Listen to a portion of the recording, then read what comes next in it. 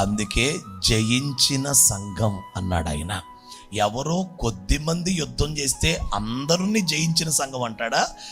ఎవరికి వాళ్ళు యుద్ధం చేసి వ్యక్తిగత విజయం సాధించిన ఆ సమూహం అంతా కలిపితేనే యుద్ధము చేసి జయించిన సమూహమే జయించిన సంఘం. అంటే నీ జయము కొరకు నీ యుద్ధము నీ ఖాతాలో జరగాలి. ఇప్పుడు మీ అకౌంట్లో యుద్ధం జరుగుతుందా? అలాగైతే నువ్వు జయించిన సంఘం.